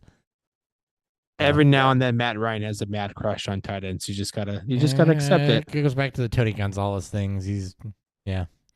Anyway, Colts defense decent, but not impervious. Dallas is chalk. Hopper nailed it. We can move on to the last game of the week. Last game of the week. Saints versus Tom Brady's kryptonite. The If Saints. we can get through this in 7 minutes, we're going to be under 2 hours for the first time in 3 months. Saints at the Bucks. Bucks are 3.5-point favorites at home. 40.5 is the game total. Don't bet this game because Tom Brady sucks against the Saints no matter where they're playing at since his days at Tampa Bay. And the Saints really don't have much of an offense. Start all your Bucks. Pay attention to Leonard Fournette's status, although I still think the edge is going to go to Rashad White in this one. Godwin is fine. Evans, if you have to. It is the Saints. They've not been good on defense, but Evans has been a little bit down this year. Other side of this, Chris Olave, easily the wide receiver 1 for the Saints. Tough matchup. Might be able to fade him a little bit. I don't know how you sit him given his performance in 3 of the last 4 weeks. Jawan Johnson dealing with injury and a goose egg last week. You can fade that. Might be a Taysom Hill week. I'll just say go ahead if you're looking for upside at tight end. And Kamara, while it's not been impressive this year, offense is a thing, I guess. Kamara's not been great. Ryan? Rashad White, 5,600. Leonard Fournette, 5,700. Go White. Go White if White. Fournette doesn't play. But I mean, Yeah. it's also the showdown slate, Even so if Fournette plays, go White. no matter. All right, that's a show. That's the show. Ryan with the sign off. That's the show. Bye. Thank you guys for tuning in. Catch you maybe Sunday, if not next week. We'll talk about it after I do this. See ya. Bye. Later.